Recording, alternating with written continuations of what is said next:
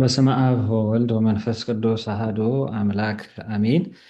የእግዚአብሔር ቤተሰቦች የእናታችን የእመቤታችን የቅድስት ድንግል ማርያም የቃል ኪዳን የአስራት ልጆች በድጋሚ እንደምናመሻችሁ በቸርነቱ ብዙውን ኃጢአታችንን ሳይመለከት በይቅርታው እስከዚህ ሰዓት ድረስ ያቆየን የቅዱሳን አምላክ የእኛም አምላካችን እግዚአብሔር ክብርና ምስጋና ለእርሱ ይሁን። ከሁሉ በላይ አለቃው አክብሮ የእናት አማላጅ አድርጎ እናታችን እመቤታችን ቅድስት ድንግል ማርያምን ስለሰጠን ምስጋና ዘወትር ለእርሱ እናቀርባለን። የእናታችን ምልጃዋ፣ ጸሎቷ፣ የቃል ኪዳኗ በረከት አይለየን። እንግዲህ ያው የያዝነው የመጽሐፍ ቅዱስ ጥናት እንቀጥላለን። የቅዱስ ጳውሎስን መልእክታት እየተመለከትን ያለ ነው። ባለፈው ጊዜ የቆሮንቶስ መልእክታትን ተመልክተናል። እንግዲህ የቆሮንቶስ ቤተክርስቲያን ቅዱስ ጳውሎስ ሁለት መልእክታት ጽፎላታል ብለናል። የመጀመሪያው በቤተክርስቲያኒቷ ውስጥ ቅዱስ ጳውሎስ ብዙ ያስተማራት፣ ብዙ የተመላለሰባት፣ ብዙ መልእክታትን የጻፈላት ቤተክርስቲያን ነች ብለናል።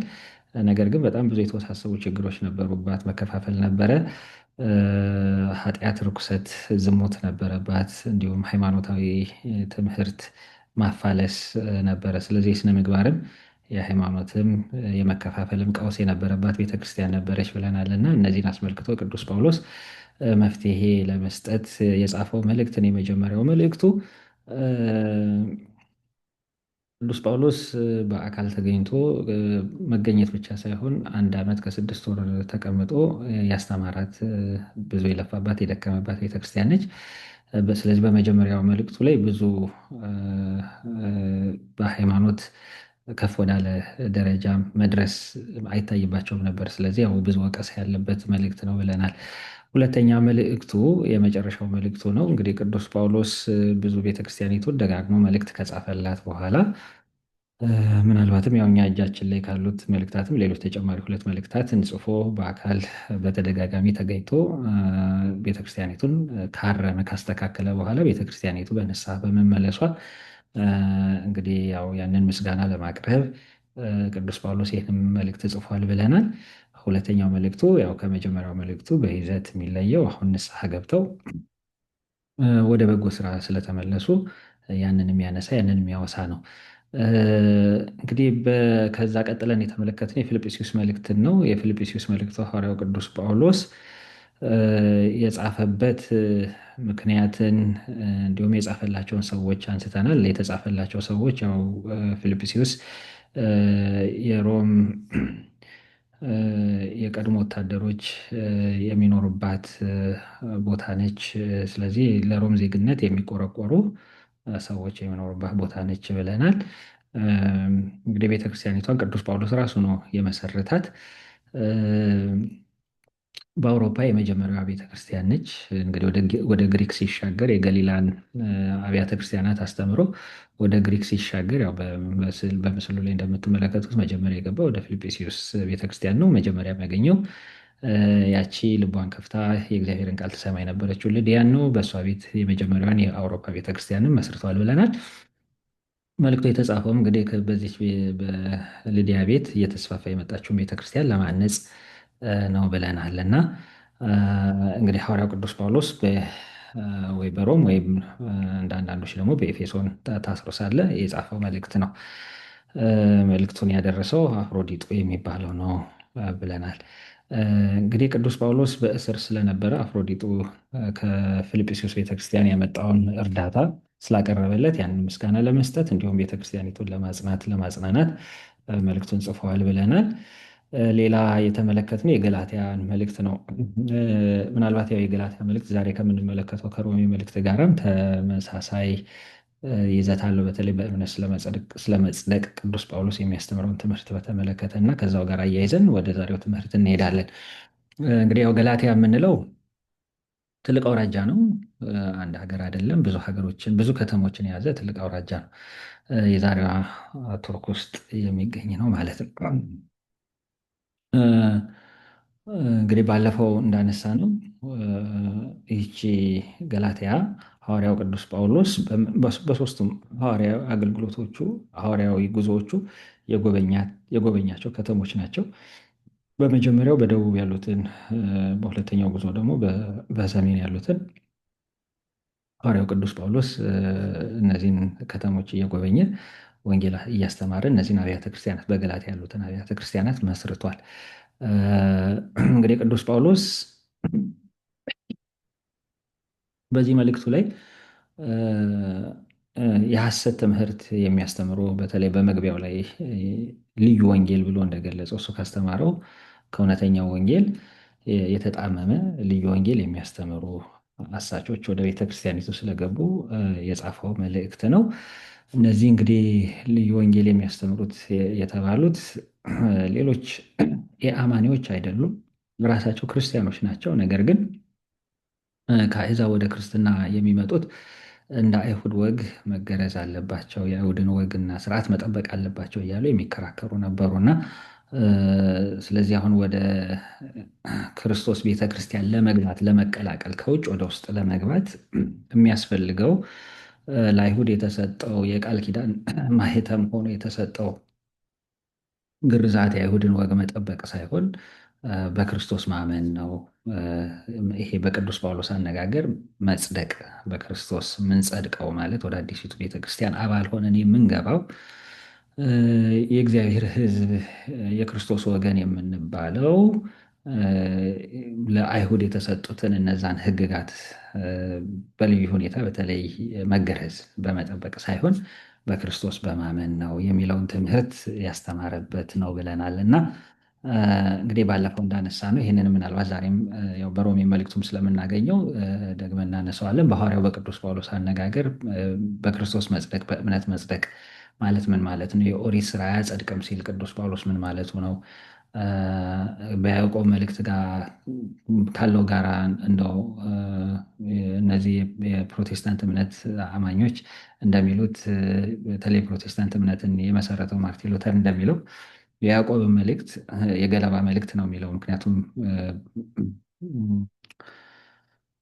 ስራ ለመጽደቅ አስፈላጊ መሆኑ በግልጽ ስለሚናገር፣ እምነት ያለ ስራ የሞተ መሆኑ በግልጽ ስለሚናገር እርሱ ለሚያስተምረው ትምህርት የሚደግፍ መስሎ ስላልተሰማው እና ሁለቱን እንግዲህ ቅዱስ ጳውሎስና ቅዱስ ያዕቆብን ሁለቱን ሐዋርያት የማጣላት ስራ ውስጥ ነው እንግዲህ የገቡት ማለት ነው እንግዲህ በአጭር ቋንቋ ስንገልጸው እና ይህን በተመለከተ እንግዲህ በካቶሊክ እና በፕሮቴስታንት መካከል እንግዲህ ከ500 ዓመት በላይ ሰፊ ክርክር ሲደረግ ብዙ ጽሑፎች ሲጻፉ ቆይቷል።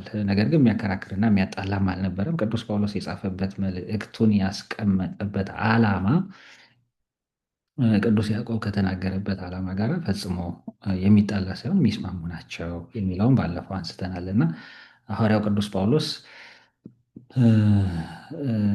የኦሪት ስራ እያለ የሚገልጸው አይሁድን ከአሕዛብ የሚለዩ የቃል ኪዳኑ ምልክቶች ኮቬነንታል ባጅስ የምንላቸው አንድን አይሁዳዊ አይሁዳዊነቱን ገልጠው የሚያሳዩ ምልክቶች፣ ውጫዊ ምልክቶች እንደ ግዝረት፣ በማዕድ መለየት እነዚህን የመሳሰሉት ናቸው የኦሪት ስራ እያለ በመልእክቱ ላይ በእነዚህ አይደለም የምንጸድቀው እያለ የሚያነሳው እና ሌላውን እነዚህ መንፈሳዊ ምግባራትን አይደለም። መንፈሳዊ ምግባራትንማ ቅዱስ ጳውሎስም ያው በስፋት እያነሳ ሲያስተምር እናየዋለን በመልእክቱ እና አይሁድን ከአሕዛብ የሚለየው የቃል ኪዳኑ ምልክቶች ነው ቅዱስ ጳውሎስ የኦሪት ስራ እያለ የሚያነሳቸው። ስለዚህ እነዚህን ባለመለየት እንግዲህ ትልቅ እንግዲህ በክርስትናው ዓለም ውስጥ ትልቅ ጥፋት፣ አላስፈላጊ ክርክር ተነስቷል እና የማይጣሉትንም መጻሕፍት እስከ ማጣላት ተደርሷል። ስለዚህ እነዚህ የተጣሉት በሉተር አእምሮ ነው እንጂ ለቀደሙት ክርስቲያኖች አልተጣሉም። ሐዋርያቱም የጻፉበት መልእክት በአንድ ቅዱስ መንፈስ ተመርተው የጻፉት ስለሆነ ሁሉንም በቅዱስ መንፈስ ተመርተው የተረጎሙ ቅዱሳን አባቶቻችን ሲጣሉባቸው አልኖሩም። በተለይ እኛ ኦርቶዶክሳውያን የዚህ ክርክር ይህንን ክርክር ብዙ አናውቀውም እኛ በውጭ ያለን እና ይሄ ለእኛ የሚጣላ የሚያከራክርም ጉዳይ አይደለም ማለት ነው እና ይህን ምናልባት በኋላ ላይም ሰፋ አድርገን እናነሳዋለን። ዛሬ ወደ ቅዱስ ጳውሎስ ወደ ሮሜ መልእክቱ እንሄዳለን። እንግዲህ ሮም ያው ስለ ሮም ከተማ ብዙ ዝርዝር አያስፈልግም። በመጀመሪያው መቶ ክፍለ ዘመን ሐዋርያው ቅዱስ ጳውሎስ መልእክቱን በጻፈበት ጊዜ የሮም መንግስት የሮም ስልጣኔ ዋና ማዕከል ነች። ነገስታቱ የሚነግሱባት ዋና ከተማ ነች። እንግዲህ በምስሉ ላይ እንደምታዩት የሮም ግዛት ያው ዛሬ ያው ጣሊያን ብለን በምናነሳው ሀገር ውስጥ የምትገኘዋ ትልቋ ከተማ በዙሪያዋ እንግዲህ ያሉትን ሌሎች ትልልቅ ከተሞችን ሀገሮችን ትገዛ ነበረ እና እ፣ እ፣ እነዚህ ሁሉ እ፣ በሮም መንግስት ማዕከልነት የሚተዳደሩ ነበሩ። ስለዚህ ሮም እንግዲህ ለዛ ዘመን የሁሉም ነገር ማዕከል ነች ማለት ነው። የስልጣኔውም የአገዛዙም የስርዓቱም ዋና ማዕከል ነች። በሮም ሐዋርያው ቅዱስ ጳውሎስ ተገኝቶ እንደ ሌሎቹ አብያተ ክርስቲያናት ወንጌልን መጀመሪያ የሰበከላቸው ያስተማራቸው እሱ አይደለም። ቅዱስ ጳውሎስ እንግዲህ በአካል ሳይገኝ መልእክት በመጻፍ ካነጻቸው አብያተ ክርስቲያናት አንዷ ነች ሮም። በሮም ለምንድን ነው ይህንን የምንለው? እንግዲህ ቅዱስ ጳውሎስ መልእክቱን የጻፈው ኋላ ዘግይቶ ነው። ነገር ግን ያው ታሪክ ስንመለከት በሮም ውስጥ ግን ቀድሞ ክርስቲያኖች እንደነበሩ እናያለን። አንደኛ ክርስትናው እ፣ ገና ለመጀመሪያ ጊዜ ሲስፋፋና ቅዱስ ጴጥሮስ 3000 ክርስቲያኖችን በአንድ ቀን ሲያሳምን ከሮም የመጡ ሰዎች ሊኖሩ እንደሚችሉ የማያጠራጥር ነው ማለት ነው። ዋናው ማዕከል በተለይ በሮም ብዙ የሚኖሩ አይሁድም ስለነበሩ ማለት ነው እና ቅዱስ ጳውሎስም እንግዲህ ከሮም ጋር በጣም ቅርብ ትስስር የነበራቸው እንግዲህ የግሪክ ከተሞችን ቅድም እንዳነሳ ነው ሲያስተምር በአቴናም በቆሮንቶስም በፊልጵስዩስም ሲያስተምር እነዚህ ሁሉ ከሮም ከተማ ጋር ቅርብ ትስስር የነበራቸው ናቸው እና ቅዱስ ጳውሎስ ያስተማራቸው ክርስቲያኖች ሁሉ ወደ ሮም መሄዳቸው ያንን የክርስትናውን ዜና ማዳረሳቸው ግልጽ ነው የሚሆነው ማለት ነው እና ከአርባዎቹ መጀመሪያ ጀምሮ በሮም ውስጥ ክርስቲያኖች እንደነበሩ ያው ታሪክ ያሳየናል ማለት ነው። ቅዱስ ጳውሎስ ግን ኋላ መልእክቱን የጻፈው ቆይቶ ዘግይቶ ኋላ ላይ ነው እና ስለዚህ ከቅዱስ ጳውሎስ በፊት ያው ክርስቲያኖች በዚያች ከተማ ውስጥ ነበሩ። ቅዱስ ጳውሎስም ወደዚያች ከተማ ገብቶ ሲያስተምር ማለት ነው። እንዲሁም በሮም የመልእክቱ ምዕራፍ 1 ቁጥር 8 ላይ ቅዱስ ጳውሎስ እንደሚናገረው ማመናችሁ በዓለም ሁሉ ተሰምታለችና ይላል እና በዚያች በሮም ከተማ ውስጥ ብዙ አማኞች እንደነበሩ የሚጠቁመን ነው። በሮሜ መልእክቱ መጨረሻ ላይ የሰላምታው ላይ ማጠቃለያው ላይ ከ26 ሰዎችን በስም ጠቅሶ ሰላምታ ሲሰጥ እናየዋለን እና በዚያች ቤተክርስቲያን ውስጥ የነበሩትን የክርስቲያኖችን ቁጥር ብዛት እናያለን እና በመልእክቱ 26 ሰዎችን በስም ዘርዝሮ በስም ጠቅሶ ሰላምታ ሰጥቷል እና ቤተክርስቲያኒቷ ታላቅ ቤተክርስቲያን ነች፣ ብዙ አማኞች የነበሩባት ነች። እንግዲህ በሮም የነበሩት ክርስቲያኖች በአርባዎቹ መጀመሪያ አካባቢ ላይ ጀምረው ያው ክርስትናውን እንደተቀበሉት ተመልክተናል። በ49 ዓመተ ምህረት አካባቢ አንድ የተፈጸመ ታሪክ አለ። እንግዲህ የሮም ቄሳር የነበረው በዛ ጊዜ ቀላውዲዮስ የሚባለው በሮም የነበሩትን አይሁዳውያን ጠቅልሎ ከሮም ግዛት ከሮም ከተማ እንዲወጡ አድርጎ ነበረ። ችግሩ ምንድን ነው?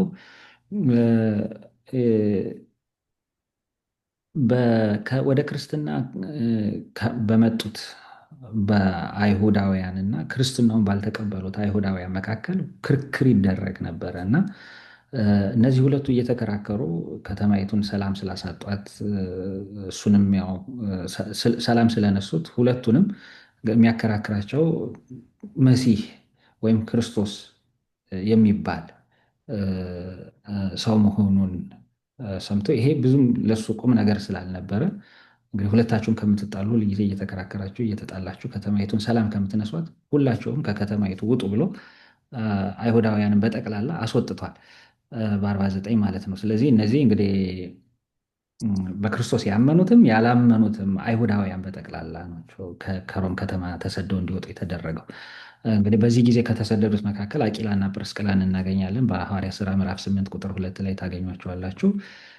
ሐዋርያው ቅዱስ ጳውሎስን ተቀብለው በቆሮንቶስ ተቀብለው የባለፈው እንግዲህ የቆሮንቶስን መልእክት ስናነሳ አንስተናቸዋል። የተቀበሉት ክርስቲያኖች ናቸው። እንግዲህ እነዚህ አስቀድሞ ክርስቲያኖች ነበሩ ማለት ነው። እንግዲህ ቅዱስ ጳውሎስም ሲቀበሉት የመጡትም ከሮም ተሰደው ነው።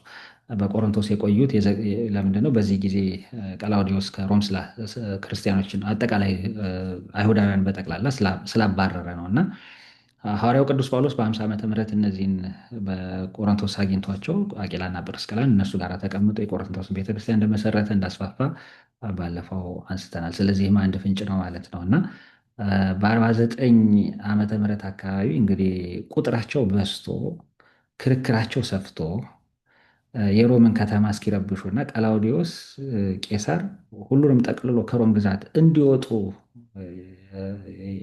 አድርጓል ስንል እንግዲህ ከዛ በፊት ለረጅም ዓመታት በሮም ከተማ ውስጥ እንግዲህ ክርስትናው እንደነበረ እናያለን ማለት ነው። እና ለዛ ነው በአርባዎቹ መጀመሪያ አካባቢ ጀምሮ ክርስትናው ነበር ያልነው ማለት ነው። ያ ክርስትና እየተስፋፋ መጥቶ እንግዲህ ያው አይሁዳውያንን ማከራከር ሲጀምር ነው ቀላውዲዮስ እንዲወጣ ያደረገው።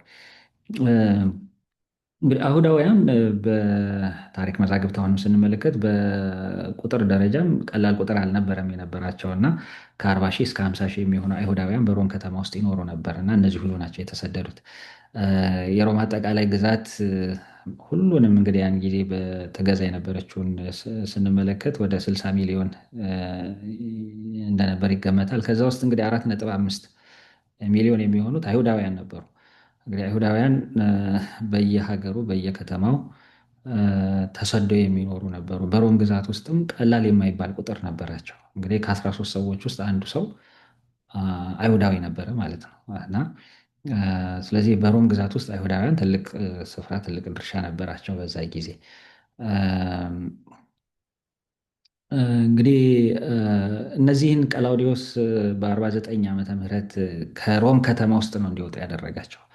ስለዚህ በሮም ግዛት ውስጥ ወደ ሌሎች ከተማዎች ተበትነው ይኖሩ ነበረ እና እሱ ከሞተ በኋላ በ54 ዓመተ ምህረት ሲሞት ያው ክርስቲያን አይሁዳውያን ወደ ሮም ተመልሰው እንዲገቡ ተፈቅዶላቸዋል። ስለዚህ ከ54 ዓመተ ምህረት ጀምሮ ደግሞ ተመልሰው ወደ ሮም ሄደዋል ማለት ነው። እንግዲህ የተመለሱት አሁንም በክርስቶስ ያመኑም ያላመኑትም አይሁዳውያን ይሆናሉ ማለት ነው። እንግዲህ ኑሯቸውን በሌላ ቦታ መስርተው በዛው የቀሩ አሉ፣ ደግሞ ተመልሰው ይሄዱ አሉ። ስለዚህ አሁን ምንድነው የሮም ቤተክርስቲያን ውስጥ ሐዋርያው ቅዱስ ጳውሎስ መልእክቱን ሲጽፍ የነበረውን የታሪክ ዳራውን እንድትረዱት ነው እነዚህን ያነሳ ነው። ስለዚህ አሁን መልእክቱን የጻፈው ከዚህ ሁሉ ታሪክ በኋላ ነው። ስለዚህ ለአምስት ዓመት በሮም ከተማ ውስጥ የነበረችቱን ቤተ ክርስቲያን ሲመሩ ሲኖሩባት ሲያስተዳድሩ የነበሩት ምን አይነት ክርስቲያኖች ናቸው ማለት ነው?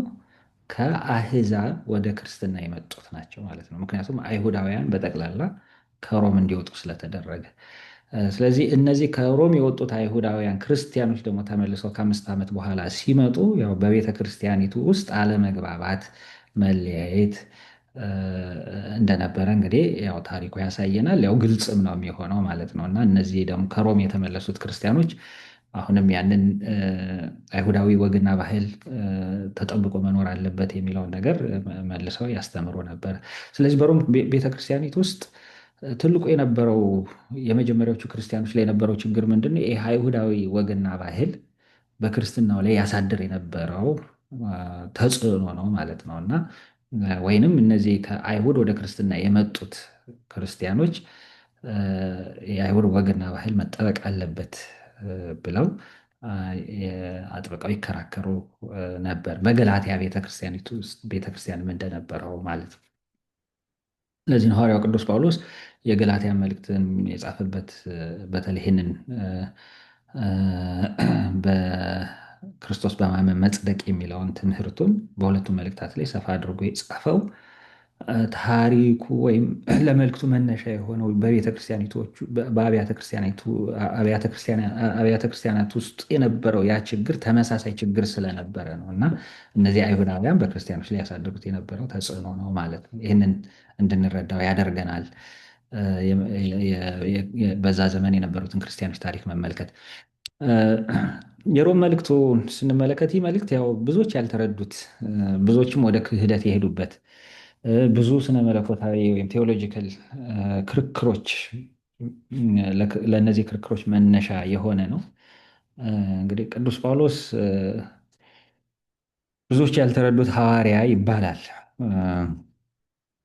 እ፣ ምክንያቱም ያው መልእክቱን ብዙ ክርስቲያኖች ያው እ፣ እ፣ በተገቢው መንገድ ስላልተረዱት ወደ ምንፍቅና ስለመራቸው እ፣ እንደዚህ ያው ቅዱስ ጳውሎስ ብዙዎች ያልተረዱት ሐዋርያ እንደመሆኑ ብዙዎች ያልተረዱት መልእክቱ ዋናው ደግሞ የሮሜ መልእክቱ ነው እና እ፣ ያው ቅድም እንዳነሳ ነው እምነት ወይስ ስራ የሚለውን ክርክር መነሻ የሆነው ያው በሮሜ መልእክቱ ላይ ሐዋርያው ቅዱስ ጳውሎስ የጻፈው እና በገላትያ መልእክቱ ላይ የጻፋቸው መልእክቶቹ ናቸው።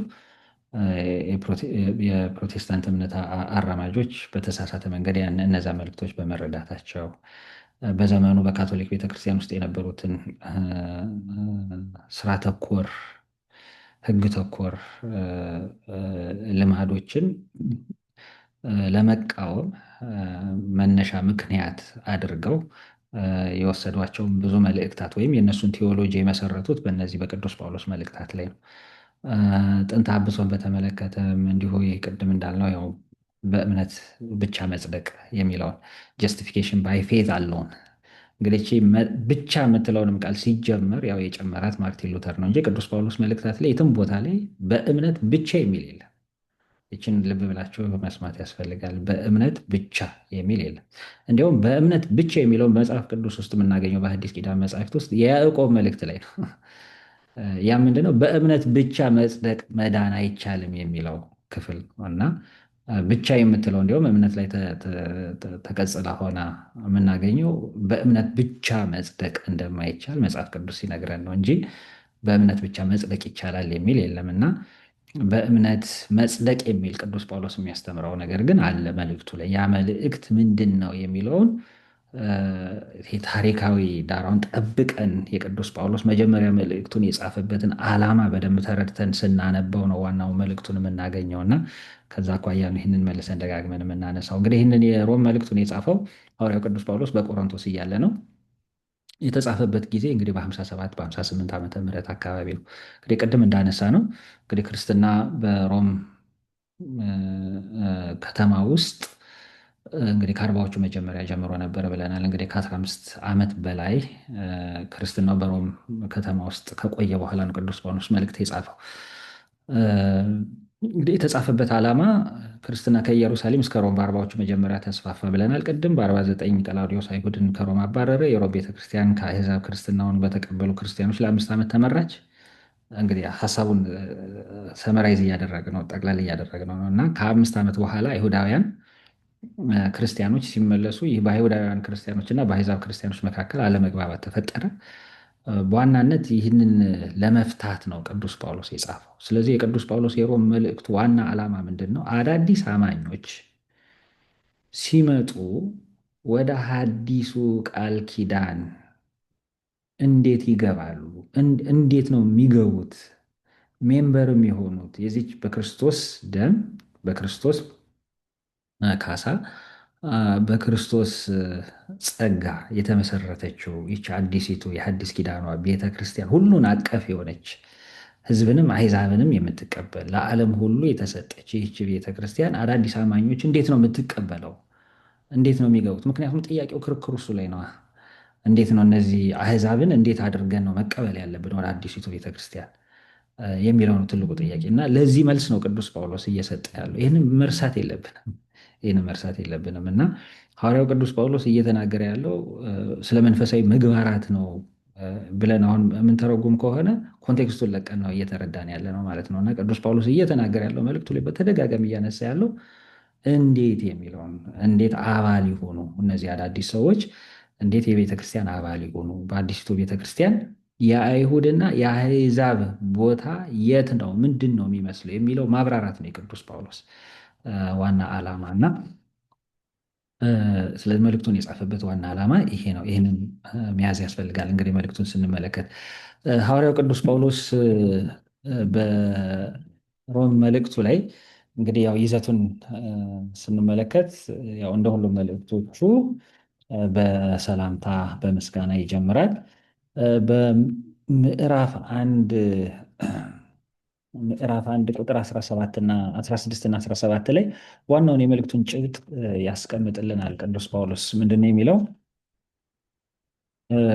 ምዕራፍ 1 ቁጥር 16 እና 17 ላይ ወንጌልን ለማስተማር አላፍርምና አስቀድሞ አይሁዳዊን ዳግምም አረማዊን ወይም ግሪካዊ የሚያምኑበትን ሁሉ የሚያድናቸው የእግዚአብሔር ኃይሉ ነውና ወይም የእግዚአብሔር ጽድቁ ነውና ይላል። የእግዚአብሔር ኃይሉ ነውና የእግዚአብሔር ጽድቁ ነውና። አሁን ተመልከ፣ ይሄ ነው በቃ ይህንን ነው ማሳየት የፈለገው ቅዱስ ጳውሎስ በመልእክቱ ገና በመጀመሪያው መልእክቱ ላይ። ብዙዎች የቅዱስ ጳውሎስ መልእክታት ላይ ይሄ ሜን ቴሲስ የምንለው ዋናው ጭብጡን የሚያስቀምጥልን መጀመሪያው ምዕራፍ ላይ ነው፣ በአንድ ቁጥር ወይም በሁለት ቁጥር። ከዛ በኋላ መልእክቶቹ ላይ የሚያብራራው ያንን ነው። የቅዱስ ጳውሎስን የአጻጻፍ ዘይቤ ከተከተል ሌሎቹም መልእክታቱንም ስናጠና ይህንን በደንብ በግልጽ የምናየው ነው።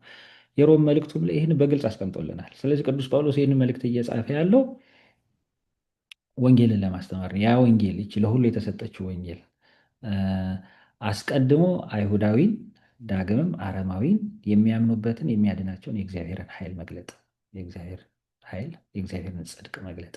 ስለዚህ አሁን ሕዝብና አሕዛብ የዳኑበት የእግዚአብሔር ጽድቅ የተባለ አለ። ምንድን ነው የእግዚአብሔር ጽድቅ? የእግዚአብሔር ጽድቅ እሱም በመልእክቱ ያብራራልናል።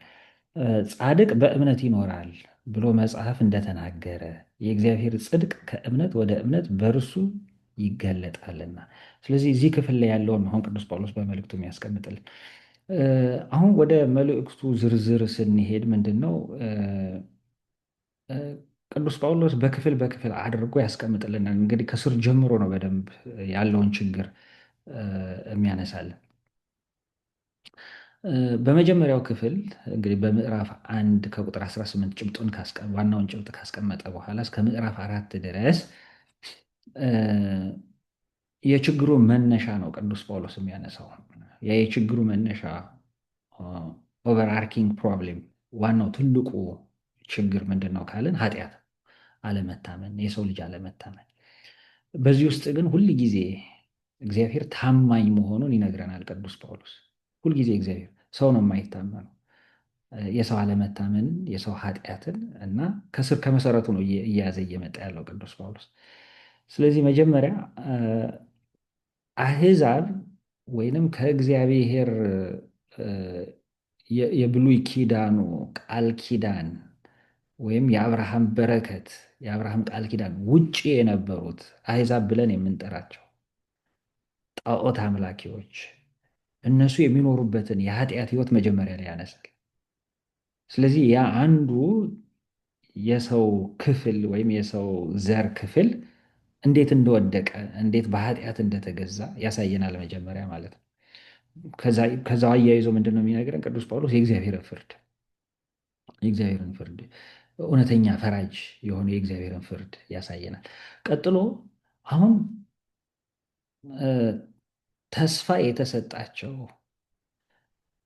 በአብርሃም በኩል የቃል ኪዳን በረከትን በዋናነት እንዲወርሱ የተሰጣቸው ደግሞ እስራኤላውያንንም ደግሞ ያነሳልናል። አሁን በሁለት ወገን ነው ሕዝብና አሕዛብ። ምክንያቱም እየተጣሉ ያሉትም እኮ እነዚህ ናቸው አይደል? መልእክቱ የተጻፈበትን ዓላማ ስንመለከት። ስለዚህ የእስራኤልም የእግዚአብሔር ዓላማ በእስራኤል አሕዛብን ማዳን የሰውን ዘር ሁሉ ማዳን ቢሆንም እስራኤል ራሳቸው ምን ሆኑ? እነሱ ራሳቸው በኃጢአት ወደቁ፣ የማይታመኑ ሆኑ። እግዚአብሔር እስራኤልን እንደ ማዳኛ እንደ መርከብ አድርጎ ሰውን ሁሉ ከኃጢአት ከውድቀት ማዳን ነበር ዓላማው። የአብርሃምን ቃል ኪዳን ለአብርሃም ሲሰጠው ቃል ኪዳኑ ለእስራኤላውያን ብቻ የተሰጠ አይደለም። ሐዋርያው ቅዱስ ጳውሎስ ለአሕዛብም ጭምር እንደሆነ በመልእክቱ በዚህ በሮሜ መልእክቱ ላይ በደንብ አድርጎ አስፋፍቶ ይነግረናል። ስለዚህ ያ ቃል ኪዳን የተሰጠው በእስራኤል በኩል ዓለምን ሁሉ ለማዳን ነበር። አሁን እስራኤል እንኳንስ በእነሱ በኩል ዓለም ሊድን እነሱ ራሳቸው የውድቀቱ አንድ አካል ሆኑ። ከአሕዛብ አለ እያለ ህይወታቸው ወይም በተለይ በብሉይ ኪዳን የመጽሐፍ ቅዱስ ጥናታችን ውስጥ በደንብ በስፋት አይተናል። እንዲሁም እስራኤላውያን በደላቸውና ኃጢአታቸው ከአሕዛብ በደል ሁሉ እንዴት እንደከፋ አይተናል። እንዴት እንዳልታመኑ ለእግዚአብሔር፣ እንዴት ደጋግመው እንደወደቁ፣ እንዴት እግዚአብሔር ብዙ ጊዜ ደጋግሞ ለቃል ኪዳኑ እየታመነ ብዙ ነገር እንዳደረገላቸው እና ያው ነቢዩ እንደተናገረው አጥብቄ ብጠራቸው አጥብቀው ከኔ ራቁ እንዳለው ማለት ነው። እና እግዚአብሔር ደጋግሞ ብዙ ጊዜ እስራኤልን ለመታደግ እሱ ለቃል ኪዳኑ ታምኖ እስራኤላውያንን ወደ ሕይወት ጠርቷል። ብዙ ጊዜ እስራኤላውያን አልታመኑም። እስራኤል እንኳንስ አሕዛብን ሊያድኑ ራሳቸውም በውድቀት የተያዙ ነበሩ። ቅዱስ ጳውሎስ ይህንን ነው የሚያሳይ። አሁን የእስራኤል አለመታመን እግዚአብሔር እንዳይታመን አያደርገውም። እግዚአብሔር ሁል ጊዜ ታማኝ ነው። የእግዚአብሔር ታማኝነት እንደቀጠለ ያሳየናል። የሰው ልጅ ሁሉ በኃጢአት ባርነት ቀጥሎ እንዴት እንደተያዘ ያሳየናል በምዕራፍ 3 ከቁጥር 9 ጀምሮ ስንመለከት። ስለዚህ የሰው ዘር ሁሉ ማንም ሳይቀር ሰው ሁሉ ከኃጢአት በታች ወደቀ፣ የኃጢአት ባሪያ ሆነ ይለናል እና ቅዱስ ጳውሎስ ይህንን አሁን ከስር ከመሰረቱ ይዞልን የሚመጣው። ስለዚህ አሁን እግዚአብሔር እስራኤል ምንም እንኳ ባይታመን እግዚአብሔር ታማኝ ስለሆነ ለቃል ኪዳኑ በክርስቶስ በኩል ሰው ሁሉ እንዲጸድቅ አደረገ ማለት ነው። ስለዚህ አሁን አዲስ መፍትሄ እግዚአብሔር ይዞ መጣ። ያ መፍትሄ ምንድን ነው? በክርስቶስ አምኖ መጽደቅ ወይም በክርስቶስ ቤዛነት መጽደቅ ወይም በክርስቶስ መታመን መጽደቅ። ምክንያቱም ክርስቶስ ራሱ ምንድን ነው ካልን ማን ነው ካልን እስራኤላዊ ነው። ስለዚህ እግዚአብሔር የመጀመሪያውን በአብርሃም በኩል በእስራኤል በኩል ዓለምን ለማዳን የገባውን ቃል ኪዳን አሁንም ጠብቋል። እስራኤላዊ በሆነው አይሁዳዊ በሆነው ፍጹም ሰው በሆነው ፍጹም አምላክም በሆነው በክርስቶስ ዓለምን አድኗል፣ ዓለምን አጽድቋል። ይሄ ነው የቅዱስ ጳውሎስ መልእክት። ስለዚህ ለዚህ አሁን የአብርሃም ምሳሌነት ያነሳል። አብርሃም ለተገዘሩትም ላልተገዘሩትም እውነተኛ ጥሩ ምሳሌ ነው። ምክንያቱም አብርሃም ቃል ኪዳን የተሰጠው ገና ሳይገዘር በእምነት ነው የጸደቀው መጀመሪያ። ስለዚህ በዚህ ለማን ምሳሌ ሆነ?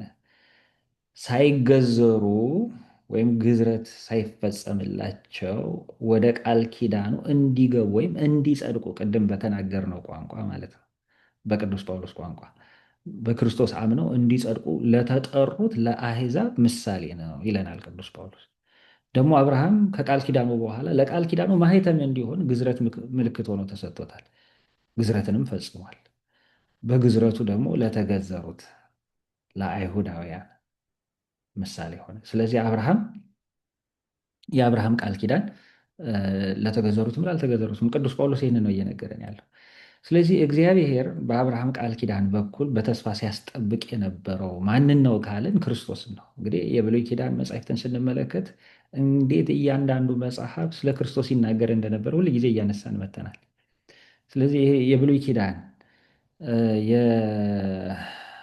የነቢያት ትንቢት በብሉይ ኪዳን የነበሩ ታሪኮች ሁሉ ፍጻሜያቸው ቴሎስ ዋና መግቢያው መደምደሚያው ማን ነው ካልን ክርስቶስ። ስለዚህ አሁን ቅዱስ ጳውሎስ ከምዕራፍ 5 ጀምሮ ያንን ነው የሚያነሳለን። ስለዚህ አሁን ሞት በአዳም በኩል ወደ ዓለም ገባ፣ ዓለምን ሁሉ ገዛ። በክርስቶስ በኩል ደግሞ ሕይወት ሆነ፣ ሕይወት ተሰጠ። ስለዚህ አሁን ለኃጢአት መሞት አለብን። አሁን በቃ በክርስቶስ ሕይወት ስለተሰጠ ለኃጢአት ሞተ፣ ለክርስቶስ ሕያው መሆን እንዴት እንደምንችል ቅዱስ ጳውሎስ ይነግረናል። የተጠራ ነው ለዚህ ሁለታችን፣ ሕዝብም አሕዛብ፣ ጣዖት አምላኪውም በብሉይ ኪዳን ሕግ ይኖር የነበረውም አይሁዳዊው፣ ሁሉም አሁን ከዚህ በኋላ ምንድን ነው በክርስቶስ አምኖ ለኃጢአት ሞቶ ለእግዚአብሔር ሕያው ሆኖ መኖር። አሁን ይሄንን ነው ጀስቲፊኬሽን ወይም መጽደቅ ብሎ ቅዱስ ጳውሎስ የሚያነሳው። ነገር ግን ይሄ በክርስቶስ አምኖ መጽደቅ የሚለው ቅዱስ ጳውሎስ ምንድን ነው እንዲህ ቋሚ ነገር ይሄ ፕሮቴስታንቶችን ብዙ ጊዜ እንደሚረዱት አይነት ይሄ ድህነትን ቅጽበታዊ ማድረግ በዛ አይነት መንገድ የሚገለጽ አይደለም።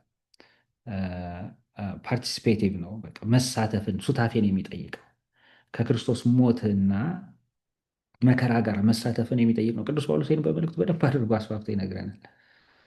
በተለይ በምዕራፍ 6 ላይ ከክርስቶስ ጋር አብሮ መሞት፣ ከክርስቶስ ጋር አብሮ መቀበር፣ ከክርስቶስ ጋር አብሮ መከራ መቀበልን ይጠይቃል። የሁል ጊዜ ህይወትን ከክርስቶስ ጋር አብሮ መነሳትንም ይጠይቃል። ስለዚህ አሁን ትራንስፎርሜቲቭ ነው የምንለው መለወጥ፣ መታደስን ሁሉ የሚያነሳ። ስለዚህ ይሄ በዋናነት እንግዲህ መጽደቅ የሚለው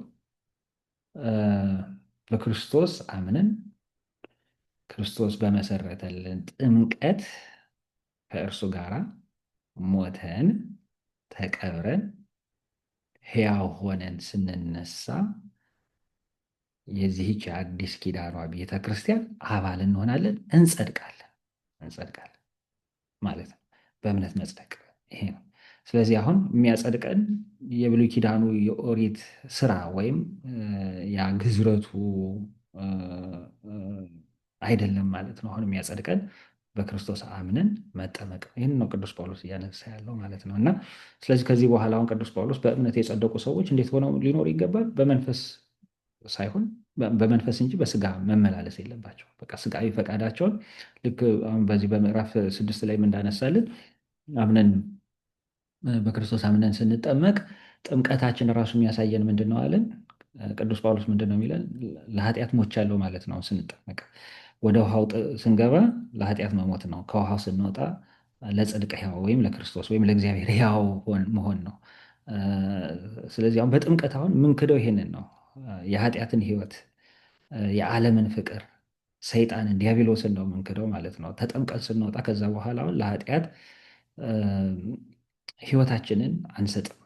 ከዚህ በኋላ ሕያው ሆነን የምንኖረው ለክርስቶስ ብቻ ነው፣ ለእግዚአብሔር ብቻ ነው። ጥምቀት ማለት ያ ነው እና ስለዚህ በዚህ መንገድ የቤተ ክርስቲያን አባል እንሆናለን፣ በግዝረት አይደለም። ይህን ነው ቅዱስ ጳውሎስ እያነሳ ያለው። ከዚህ በኋላ እንግዲህ ያው በመልእክቱ ላይ ስለ እስራኤል እንግዲህ ሀብት፣ ትንቢት፣ ክህነት የተሰጣቸው እስራኤላውያን እንዴት ይሆናሉ ለሚለው ያላመኑት በተለይ እንዴት ይሆናሉ ለሚለው ምላሽ ቅዱስ ጳውሎስ ሰጥቷል። በመጨረሻው ክፍል ላይ ለሚታመነው አሁን ሁል ጊዜ ታማኝ ለሆነው አምላክ እንዴት ነው እኛስ መታመን ያለብን የሚለውን ቅዱስ ጳውሎስ ይነግረናል ማለት ነው። ስለዚህ እግዚአብሔር በዘመን ሁሉ ታማኝ መሆኑን አሳይቶናል። ያልታመነው ማን ነበር? የሰው ልጅ ነው። በዘመን ሁሉ በእግዚአብሔር ላይ ያመፀው ቃል ኪዳኑን ያልጠበቀው ማን ነው? የሰው ልጅ ነው። በመጨረሻም እግዚአብሔር በመጨረሻም የመጀመሪያው ትልቁ ዓለምን የሚያድንበት በእስራኤል በኩል ዓለምን የሚቤዥበትን ዓላማ በክርስቶስ ፈጸሙ። ስለዚህ ያ ነገር ስለተፈጸመ አሁን ለሚታመነው አምላክ እኛም ታምነን መኖር አለብን። እንዴት የሚለውን አሁን የቅድስና ጥሪውን ያነሳልናል ማለት ነው። በቃ ሁሉም በመውደድ በቅድስና ሕይወት እንድንኖር በፍቅር እንድንመላለስ ያስተምራል። ባልንጀራችንን እንድናጽናና፣ ለባልንጀራችን እንቅፋት እንዳንሆን፣ ባልንጀራችንን በእንግድነት በመቀበል በመርዳት በቅድስና ሕይወት እንድንመላለስ ያስተምረናል ማለት ነው እና ስለዚህ አሁን የቅድስና ሕይወት የፍቅር ሕይወት የበጎ ስራ ሕይወት ነው ማለት ነው ቅዱስ ጳውሎስ የሚያሳይ። እንግዲህ ይሄ ነው አጠቃላይ ዓላማው ማለት ነው እና ይህንን በደንብ መረዳት ያስፈልጋል። እንግዲህ ቅድም እንዳነሳ ነው ዋናው በሮሜ መልእክቱ ላይ ሐዋርያው ቅዱስ ጳውሎስ በመጀመሪያ ያነሳው ዋናው ትልቁ ችግር ምንድን ነው? ኃጢአትና በኃጢአት ምክንያት የገባውን ሞት ነው። እግዚአብሔር በእስራኤል ዓለምን እንዴት ሊያድን እንደወደደ፣ እስራኤል እንዴት እንዳልታመነ፣ እግዚአብሔር ግን ታማኝ ሆኖ እንዴት እንደቀጠለ አሳይቶናል ብለናል። እንግዲህ ያው ሀሳቡን ስንጠቀልለው ማለት ነው። ከምዕራፍ 5 እስከ 8 ደግሞ የእግዚአብሔርን ታማኝነት ውጤት ያሳየናል ማለት ነው። የእግዚአብሔር ታማኝነት ውጤት እንዴት ተገለጸ? በክርስቶስ በማመን መጽደቅ አመጣልን ማለት ነው እና ከክርስቶስ ጋር ሞቶ መነሳት እና በመንፈሳዊ ሕይወት መመላለስ እዚህ ውስጥ ያለ አስቀድሞ ለአብርሃም ቃል ኪዳን የሰጠው እግዚአብሔር ከዛ በኋላ ኦሪትን ሰጠ በሙሴ በኩል። የኦሪት ሕግ ማህተም ሆነ። መጀመሪያ በአብርሃም በኩል ለተሰጠው ቃል ኪዳን ማህተም ሆነ። ክርስቶስ ደግሞ ሲመጣ ቃል ኪዳኑን ተስፋውን ፈጸመ፣ ፍጹም አደረገ። አሁን በክርስቶስ በኩል እግዚአብሔር ዓለምን ሁሉ ታረቀ። አሁን ከዚህ በፊት የነበረው የአብርሃም ቃል ኪዳን ፍጹም ቃል ኪዳን አልነበረም ማለት ፍጹም አልነበረም ማለት በተስፋ ክርስቶስን የሚያስጠብቅ ቃል ኪዳን ነው። የኦሪት ሕግም ፍጹም ሕግ አልነበረም። ያ ማለት ምን ማለት ነው? በኦሪት ሕግ ፍጹም ድህነት አልተገኘም። ኦሪትን እንዲያውም ቅዱስ ጳውሎስን በመልእክቱ ላይ ሁልጊዜ እንደሚገልጣት ኃጢአትን ገልጣ የምታሳይ መስታወት ነች ኦሪት። ነገር ግን ኃጢአትን ማዳን አትችልም ነበር። ከኃጢአት የምንድንበትን ጸጋ ግን መስጠት አትችልም ነበር። ለዚህ ነው አሁን በክርስቶስ ኢየሱስ የተደረገልን ድህነት ግን እንደ ኦሪት ኃጢአታችንን ቆጥሮ ሰፍሮ የሚነግረን ሳይሆን ከኃጢአት የምንድንበትን ጸጋ የሚያድል ነው ማለት ነው። ስለዚህ አሁን መስታወት ብቻ አይደለም፣ መስታወት በፊታችን ላይ ያለውን ነውር ያሳየናል። በፊታችን ላይ ያለውን ነውር ግን አያነጻልንም፣ አያጥበንም። በዚህ በኤፌሶ መልእክቱ ቅዱስ ጳውሎስ እንደተናገሩ የፊት መጨማደድ፣ ርኩሰት እንዳይኖርባት ከጎኑ በፈሰሰ ውሃ አነጻ ቀደሳት እያለ ቤተክርስቲያንን እንደተናገረ እና የኦሪቱ ሕግ ግን ያደርግ የነበረው ምንድነው? በፊታችን ላይ የነበረውን መጨማደድ ነው ሲያሳየን የነበረው። በእኛ ላይ የነበረውን ርኩሰት ነው እየገለጠ እያሳየን የነበረው። በክርስቶስ ኢየሱስ የተደረገው ማዳን ግን ጸጋን አደለን፣ ጸጋን አደለን። ያ ጸጋ ደግሞ ከዚህ ከርኩሰታችን ከፊት መጨማደዱም ከኃጢአቱም ከበደሉም ሁሉ ይሄ አሮጌውን ማንነት ሁሉ አሽቀንጥሮ የሚጥል አዲስ ማንነት የሚሰጥ ሆነ ማለት ነው።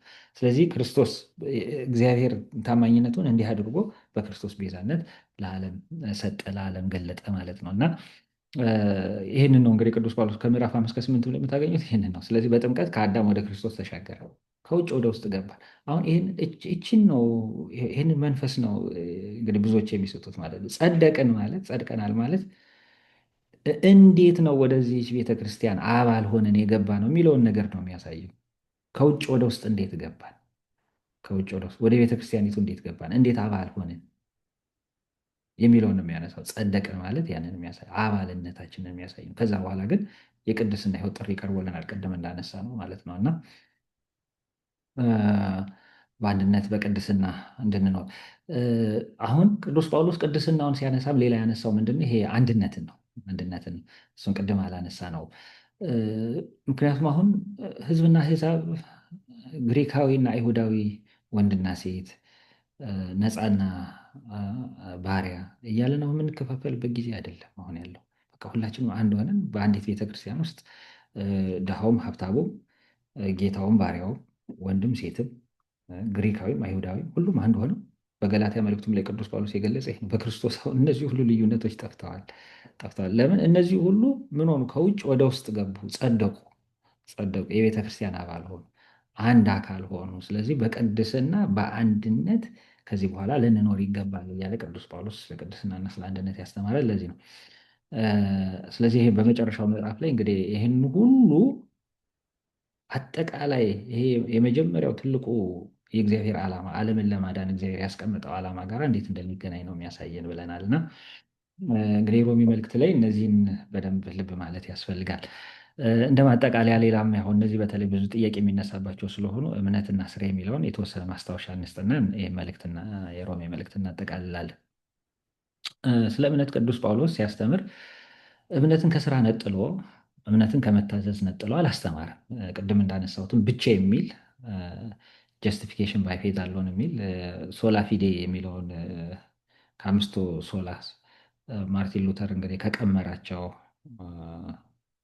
እንደ አዲስ ግኝት እንግዲህ እንደ ኢኖቬሽን ካስቀመጣቸው ወይም ቴዎሎጂዎቹን የራሱን ይሄ ዶክትሪን ከመሰረተባቸው አምስቱ ሶላዎች አንዱ ሶላ ፊዴ ነው። የመጀመሪያው ትልቁ የፕሮቴስታንት እምነት መሰረት እንግዲህ ይሄ ያው የቅዱስ ጳውሎስን መልእክት በተሳሳተ መንገድ በመረዳት ነው እና ብቻ የሚልም የለውም ሲጀመርም ቅዱስ ጳውሎስም የትም ቦታ ላይ ብቻ የሚል አልጻፈም አልገለጠም። በዛ መንገድ ብቻ የሚለው ያው የማርቲን ሉተር ጭማሪ ነው። በእምነት መጽደቅ የሚለውን ግን ከመንፈሳዊ ምግባራት ነጥሎ ግን ቅዱስ ጳውሎስ አላስተማርም። ቅድም እንዳልነው ይሄ በእምነት መጽደቅ ማለት በክርስቶስ አምኖ የቤተ ክርስቲያን ወይም የአዲሲቱ ቤተ ክርስቲያን ወይም የአዲስ ኪዳን አባል መሆን የሚል ነው የሚያነሳል። እንዲሁም በክርስቶስ ሰፊ መጽሐፍ ቅዱስ ጥናትን በተለይ በግሪኩ ላይ የሚያደረጉ ምሁራን ይሄ በክርስቶስ ማመን የሚለው ፒስቴስ ክሪስቱ የሚለው የግሪኩ ቃል እንዲሁም በክርስቶስ ማመን የሚለው በክርስቶስ መታመን የሚልም ትርጉም አለው እና አሁን እኛ በክርስቶስ አምነን ብቻ ሳይሆን በክርስቶስ መታመንም ነው የጸደቅነው። ምክንያቱም አሁን እስራኤል አልታመንም አልነበረ። እንዲያውም ከዋናው ከትልቁ ከቅዱስ ጳውሎስ መልእክት ጋር ይሄ ሁለተኛው ትርጉም በጣም የተስማማ ነው። እግዚአብሔር ዓላማው ታማኙ እግዚአብሔር ዓላማው በእስራኤል ዓለምን ሁሉ መታደግ ማዳን ነበረ አለን። እስራኤል አልታመነም። ነገር ግን ከእስራኤል ውስጥ አንድ እስራኤላዊ እሱም መሲህ ክርስቶስ በሱ ታማኝነት ግን ዓለም እስራኤል አሕዛብም ሁሉ ተካሱ ማለት ነው። ካሳ ከፈለ። የክርስቶስ መታዘዝ ስለዚህ በክርስቶስ መታመን ጸደቅን። እንግዲህ ለአባቱ ታማኝ ሆኖ የተገለጠው መሲህ የእስራኤል እምነት የለሽን ወይም አለመታዘዝን ካሰ ማለት ነው። እና ይህን ነው ቅዱስ ጳውሎስ ያነሳልን እንጂ ከእምነት የተለየ ማለት ከስራ የተለየ እምነትን እያስተማረ አይደለም። ከበጎ ምግባር የተለየ ከመንፈሳዊ ምግባር የተለየ በእምነት ብቻ እንዲሁ ዝም ብሎ አምኛለሁ ድኛለሁ የሚል የፕሮቴስታንት እምነት አይነት ቅዱስ ጳውሎስ እያስተማረ አይደለም። ያ አይደለም የመልእክቱ መንፈስ ማለት ነው። እና ከእምነት የሚነሳ መታዘዝ የሚል እንዲሁም ይህችን ቃል ቅዱስ ጳውሎስ ሁለት ጊዜ በመግቢያውም በመጠቃለያውም አንስቷል። እንግዲህ ልብ ብላችሁ ተመልከቱ። ከእምነት የሚነሳ መታዘዝ።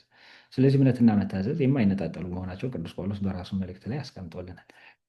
ስለዚህ እንደ ቅዱስ ጳውሎስ ምንድን ነው መጽደቅ የሚለው ለቃል ኪዳን መታመን ወይም ቃል ኪዳናዊ ግዴታዎች የሚያሳይ ነው ብለን ደጋግመን አንስተናል። የኦሪት ስራ የሚለው በገላትያ ምዕራፍ 2 ላይ ካለው ጋር አብሮ የሚታይ ነው። በማዕድ መለየት፣ ግዝረት፣ አይሁድን ከአሕዛብ የሚለዩ የቃል ኪዳን ምልክቶች የሚለው ነው የሚያነሳው ብለናል። እንግዲህ በያዕቆብ መልእክት ስለ ስራ አስፈላጊነት ሰው በእምነት ብቻ ሳይሆን በስራ እንዲጸድቅ ታያላችሁን ያለው የቅዱስ ጳውሎስ መልእክት ጋር የሚጋጭ አይደለም ብለን አንስተናል። ስለዚህ በኦሪት ስራ ሳይሆን በክርስቶስ በማመን ሰው ይጸድቃል ማለት ይሄ እዚህ ላይ ጽድቅ ወይም ጻድቅ የሚለው መንፈሳዊ በጎ ምግባርን ሳይሆን በቃል ኪዳን የጸናውን አንድነት የዛ አንድነት አባል መሆኑን የሚለውን የሚያሳይ መሆኑን በደንብ ልብ ማለት ያስፈልጋል። እንግዲህ ሕግን ወይም በጎ ስራን ወይም መንፈሳዊ ምግባራትን ከስራ ሐዋርያው ቅዱስ ጳውሎስ እንዳለያቸው በመልእክቱ ላይ በዛው ማየት ይቻላል። የሮሜ መልእክቱ ምዕራፍ 2 ቁጥር 13 ላይ በእግዚአብሔር ፊት ሕግን የሚያደርጉ ይጸድቃሉ እንጂ ሕግን የሚሰሙ አይጸድቁም ብሎም እኮ አስተምሯል። ስለዚህ ሕግን ማድረግ እንደሚያጸድቅም እኮ ቅዱስ ጳውሎስም አስተምሯል። ይህንን እንዲሁም የወቀሰው ለምንድን ነው? አሁን ሕጉን በመያዝ ብቻ አይሁዳውያንም አይጸድቁም፣ ሕግን በመያዝ ብቻ። ለዚህ ነው አሁን በብሉይ ኪዳንም ቢሆን አይሁድ ሁሉ አልጸደቁም። ከአብርሃም ዘር የተወለዱ ሁሉ አልጸደቁም እና ሕግን መያዝ ብቻ አያጸድቅም፣ ሕጉን መፈጸም እንጂ ብሎ አሁን ሕግን መፈጸም ተገቢ እንደሆነ ቅዱስ ጳውሎስ ያስተምራል። በሮሜ መልእክቱ ምዕራፍ 2 ቁጥር 6 ላይም እርሱ በእውነተኛ ፍርዱ ለሁሉ እንደ ስራው ይከፍለዋል። እንግዲህ አሁን ስለ ስራ አስፈላጊነት እንግዲህ በዚህ ቦታ ላይ ግልጽ አድርጓል ቅዱስ ጳውሎስ እና እንዲሁም የእግዚአብሔር ፍርድ ለሁሉ እንደየስራው ነው የሚከፈለው። ስለ ስራ አስፈላጊነት አንስቷል። በበጎ ምግባር ጸንተው ለሚታገሱ ምስጋናና ክብርን የማይጠፋ ሕይወትንም ለሚሹ እርሱ የዘላለም ሕይወትን ይሰጣቸዋል ብሎ በበጎ ምግባር የዘላለም ሕይወት እንደሚወረስ ሐዋርያው ቅዱስ ጳውሎስ አስተምሯል። በጎ ምግባር ከእምነት የማይለይ ነው። እንደ ሐዋርያው እንደ ያዕቆብ ያለ በጎ ምግባር እምነት ብቻውን የሞተ ነው፣ የዘላለም ሕይወትን አያስወርስም፣ አያስገኝም። በፊልጵስዩስ መልእክቱ ምዕራፍ 2 ቁጥር 12 ላይ አሁንም ወንድሞች ሆይ ዘወትር እንደምትሰሙኝ ሳለሁ ብቻ ሳይሆን ሳልኖርም በፍርሃትና በመንቀጥቀጥ ሆናችሁ ለድህነታችሁ ስሩ። ስለዚህ ይሄ ስራ በጎ ስራ በመፍራት በመንቀጥቀጥ ሆናችሁ ለድህነታችሁ ስሩ እና ይህ ድህነት የሚለው ቅጽበታዊ እንዳልሆነ አምኛለሁ፣ ጸድቄያለሁ የሚለው ይሄ የፕሮቴስታንት እምነት ጭራሽ ከቅዱስ ጳውሎስ አስተምህሮ ውጭ እንደሆነ በእነዚህ ሁሉ ጥቅሶች ማየት ይቻላል፣ ትምህርቶች ማየት ይቻላል ማለት ነው። እና እምነት ከማያቋርጥ ስራ የተለየ እንዳልሆነ ቅዱስ ጳውሎስ ያው ደጋግሞ ያሳየናል ማለት ያ የማያቋርጠው ስራ በየዕለቱ ድህነትን ከመፈጸም ጋር የተገናኘ ከድህነት ጋር የተገናኘ እንደሆነ ቅዱስ ጳውሎስ ያነጻል። ለድህነታችሁ በየቀኑ በየጊዜው ሳታቋርጡ እየፈራችሁ እየተንቀጠቀጣችሁ ስሩ ብሏልና ቅዱስ ጳውሎስ ይህንን አስተምሮናል። ስለዚህ ይህንን በደንብ ልብ ማለት ያስፈልጋል ማለት ነው። እዚህ ላይ ይብቃን። ምናልባት ያው ቀሪውን እናንተም በትምህርት በንባብም ታሳፉታላቸው። ጥያቄም ካለ ምናልባት ያው የጥያቄና መልስ ክፍለ ጊዜ ስለሚኖረን እዛ ላይ አንስተን እንወያያለን። ቀጥሎ በሚኖረን ጥቂት ደቂቃ የቆላሲስ መልእክትን አጠር አድርገን እንመለከታለን። እንግዲህ ከዚህ በኋላ ያሉት መልእክታት ያው አጠር አጠር ያሉ ስለሚሆኑ ምናልባት እግዚአብሔር ይፈቅድልን እንዲሁም እግዚአብሔር ከረዳን በሚቀጥለው ጊዜ ቅዱስ ጳውሎስን መልእክት ለመጨረስ እንሞክራለን። የቆላሲስ መልእክት ቆላሲስ እንግዲህ አሁን እንግዲህ የቅዱስ ጳውሎስን መልእክታት እና ቅዱስ ጳውሎስ ያስተማራቸውን አብያተ ክርስቲያናት እንግዲህ በታናሽ እስያ ወይም የዛሬዋ ቱርክ በዛን ጊዜ ታናሽ እስያ ተብላ ኤሽያ ማይነር ተብላ በምትጠራው ክፍል ውስጥ ያሉ ከተሞችና አብያተ ክርስቲያናት አሉ። በግሪክ ደግሞ ያሉ አብያተ ክርስቲያናት አሉ እና ቻውን ቆላሲስ ያለችው በታናሽ እስያ ወይም ዛሬ ቱርክ ተብላ በምትጠራው የነበረች ከተማ ነች። ይህች ከተማ እንግዲህ መልእክት የጻፈለት ፊልሞና የሚባለው የቅዱስ ጳውሎስ ሐዋርያ አለ። እንዲሁም የአቅርጳስ ሀገር ናት። ስለዚህ እነዚህ የተገኙት ከቆላሲስ ከተማ ነው። እንደዚሁም የቅዱስ ጳውሎስ ሌላው ደቀ መዝሙር ኤጳፍራስ የምንለው ደቀ መዝሙር፣ እነዚህ ሶስቱ ናቸው ወደ ቆላሲስ ከተማ ገብተው ወንጌል ያስተማሩት። ቅዱስ ጳውሎስ ገብቶ አላስተማረባት ይህችን ከተማ ልክ ቅድም እንዳነሳ ነው እንደ ሮም ማለት ነው። እና እንግዲህ በቅዱስ ጳውሎስ ደቀ መዛሙርት ወንጌል የደረሳት ከተማ ነች፣ ቤተክርስቲያን ነች ማለት ነው። ቅዱስ ጳውሎስ መልእክቱን የጻፈበት ምክንያት እንግዲህ ያው እንደ ሌሎቹም እንደ መጀመሪያው ምዕት ዓመት አብያተ ክርስቲያናት ፈተናቸው ተመሳሳይ ነው። ቢጸ ሐሳውያን፣ ጥምቀት ያለ ግዝረት፣ ወንጌል ያለ ኦሪት የሚሉ እንግዲህ ከአይሁድ ወገን የነበሩት እና ሌላው ምንድን ነው ግን ይችን ቤተክርስቲያን ልዩ የሚያደርጋት የግኖስቲኮች ፍልስፍናም ነበረባት እና ስለዚህ ይሄ ከአይሁድ ትምህርት ጋር የተደባለቀ ኖስቲሲዝም ነበረ። ለምሳሌ የመላእክትን አምልኮ ከፍ አድርጎ ማየት፣ እንግዲህ መላእክትን እንደው ከክርስቶስም በላይ ከፍ አድርጎ የማየት ለመላእክት ትልቅ ቦታ መስጠት፣ የክርስቶስ ፍጹም አምላክነት አለመቀበል፣ ይሄ አይሁዳዊ ስርዓትን ከአዲስ ኪዳን ምስጢራት ጋር አነጻጽሮ እነዚያን የይሁድ ስርዓትን ከፍ ማድረግ ማላቅ፣ ቅድም እንዳልነው እንግዲህ ግዝረትን ከጥምቀት ማስበለጥ፣ ኦሪትን ከወንጌል ማስበለጥ፣ እንደዚህ አይነት ችግሮች የነበሩባት ቤተክርስቲያን ነበረች እና እንግዲህ ቅዱስ ጳውሎስ እነዚህ ችግሮች ለመፍታት ነው የጻፈው። ከአራቱ እንግዲህ የእስር ቤት መልእክታት ከምንላቸው አንዱ ነው። በእስር ቤት ሆኖ ከጻፋቸው መልእክታት ውስጥ አንዱ ነው ማለት ነው እና ያው ፊልጵስዩስን ባለፈው ስናነሳ ይህንንም አንስተን ነበረ። ሌሎቹ ፊልሞና እና ኤፌሶን ናቸው። በሮም ታስሮ በ60 ዓመተ ምህረት አካባቢ እንደጻፈው ይታመናል ይህን መልእክት። ስለዚህ አሁን ይሄ እንግዲህ የነበረው ትልቁ ችግር ያው የክርስቶስን ጌትነት በሚገባ አለመረዳት ስለሆነ መልእክቱ የክርስቶስን ጌትነት እጅግ በሚደንቅ ሁኔታ ይገልጣል። ከሁሉ በላይ የሆነ አምላክ መሆኑን በደንብ ውብ በሆኑ ቃላት ቅዱስ ጳውሎስ የክርስቶስን ጌትነት የገለጠበት መልእክት ነው። አጭር መልእክት ነው። እንግዲህ ዓላማውን ቅድምም አንስተነዋል። ያው ይሄ በቤተክርስቲያኒት ውስጥ የነበሩት ቢጸ ሐሳውያን የሚያስተምሩት የተሳሳተ ትምህርት ስለነበር ለእሱ መልስ ለመስጠት ነው። ሌላው ስለ መንፈሳዊ ሕይወትም ስለ መንፈሳዊ ኑሮም ቅዱስ ጳውሎስ አስተምሮበታል። የፊልሞና አገልጋይ የነበረው አናሲሞስ እንግዲህ ስለ ቆላሲስ ክርስቲያኖች ሕይወት ለቅዱስ ጳውሎስ ስለነገረው ያንንም መሰረት አድርጎ ይህንን መልእክት ጽፏል ማለት ነው እና ይዘቱ እንግዲህ በአጭሩ መግቢያ አለው፣ ምስጋና አለው እንደ ሁል ጊዜው። ከዛ በኋላ ቀጥታ የሚሄደው ስለ ክርስቶስ ጌትነት፣ ስለ ጌታችን ስለ መድኃኒታችን ስለ ኢየሱስ ክርስቶስ አምላክነት ጌትነት መግለጥ ነው እና ሁሉ በእርሱ ስለ እርሱ እንዴት እንደተፈጠረ ቅዱስ ጳውሎስ በዚህ ክፍል ላይ በደንብ ሰፋ አድርጎ ይናገራል። ሌላው ቀጥሎ አያይዞ እንግዲህ ስለ ቅዱስ ጳውሎስ ስለ አገልግሎቱና የክርስቶስ አካል ስለሆነችው ስለ ቤተክርስቲያን ይናገራል።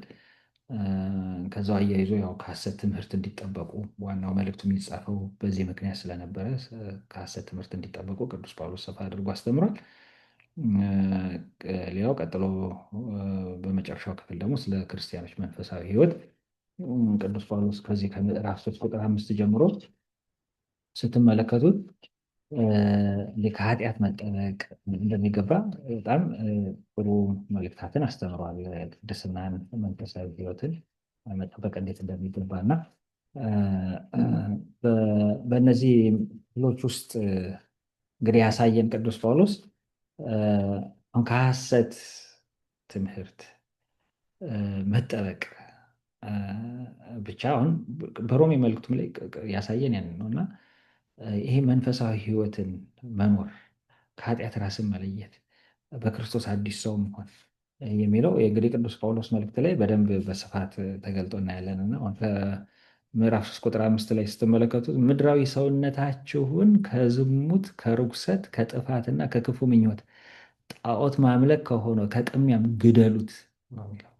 ግደሉት። በእነርሱም ምክንያት በማይታዘዙ ልጆች ላይ የእግዚአብሔር መቅሰፍት ይመጣል። እናንተም ቀድሞ በዚህ ሥራ በነበራችሁ ጊዜ የሄዳችሁበት ነው። አሁንም ቁጣንና ብስጭትን፣ ክፋትንና ስድብን የሚያሳፍረውንም ነገር ሁሉ ተው፣ ከንቱ ነገርም ከአፋችሁ አይውጣ። አሮጌውን ሰው ከስራው ጋር ተዉት እንጂ ወንድሞቻችሁን አትዋሹ። ፈጣሪን ለመምሰል በእውቀት የሚታደሰውን አዲሱን ሰው ልበሱት።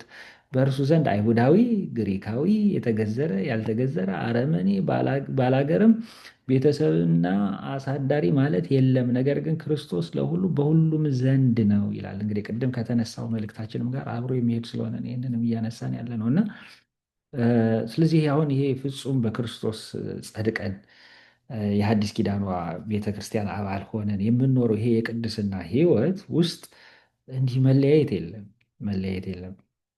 በዚች ቤተክርስቲያን ውስጥ ኃጢአት፣ ርኩሰት የለም። ያ የቀደመ ታሪካችን ነው። የአሮጌው ሰው ስንጠመቅ ያንን አሮጌውን ሰው ጥለን አዲሱን ሰው ክርስቶስን ለብሰነዋል።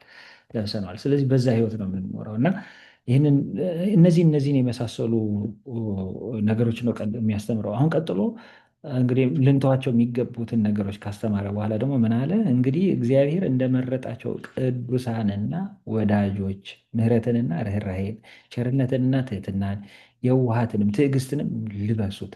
ባልንጀሮቻችሁን ታገሷቸው፣ እርስ በርሳችሁ ይቅር ተባባሉ። ባልንጀሮቻችሁን የነቀፋችሁበትን ስራ ተዉ፣ ክርስቶስ ይቅር እንዳላችሁ እናንተም እንዲሁ አድርጉ።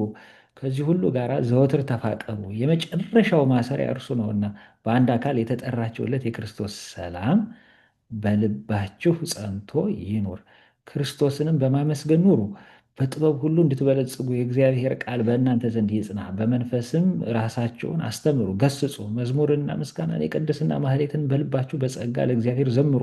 በቃልም ቢሆን ወይም በስራ የምታደርጉትን ሁሉ በጌታችን በኢየሱስ ክርስቶስ ስም አድርጉ፣ ስለ እርሱ እግዚአብሔር አብን አመስግኑት ይላል እና ይሄ ክፍል በጣም እጅግ የሚደንቅ የቅዱስ ጳውሎስ ትምህርት በጣም እንደው ልብን የሚነካ ብዙ መልእክታትን ያስቀመጠበት ነው እና በቃ ክርስቲያኖች ሊኖሩ የሚገባው በዚህ መንገድ ነው እና መንፈሳዊ ሕይወታችን ከዚህ አኳያ ልንቃኘው ይገባል። መንፈሳዊ ሕይወት ስንል ከቤተሰብ አንስተን ነው። አሁን ቤተሰባችን የምናስተዳድረው በዚህ ሕግ ነው ወይ? የምኖረው በዚህ ነው ወይ? ከዛ አለፍ ስንል ቤተክርስቲያን አለች። ከዛ ወጣ ስንልም በዓለም ውስጥም ከሰው ሁሉ ጋር የምንኖረው በዚህ መንገድ ነው ወይ? ይኸውን የውጭውን ኢንተራክሽን ብቻ ሳይሆን ወደ ውስጣችንም ገብተን እንድንመለከት የሚጋብዝ ነው ቅዱስ ጳውሎስ። በውስጣችን ውስጥ ቁጣ፣ ብስጭት፣ ይሄ የዝሙት ሀሳብ፣ ልዩ ልዩ ኃጢአት አለው። እነዚህ ሁሉ መውጣት አለባቸው። ከአሁን ያለ ነው የት ነው? ጸድቀን በክርስቶስ ቤተክርስቲያን ውስጥ ነው ያለ ነው። በክርስቶስ በደሙ በተመሰረተችው የሐዲስ ኪዳኗ ቤተክርስቲያን ውስጥ ነው ያለ ነው እና እዚህ ጋር እንደነገረን አሁን ቅዱስ ጳውሎስ በዕብራውያን መልእክቱም ላይ እንዳስቀመጠልን አሁን ወደ ቅዱሳን ህብረት ደርሰናል።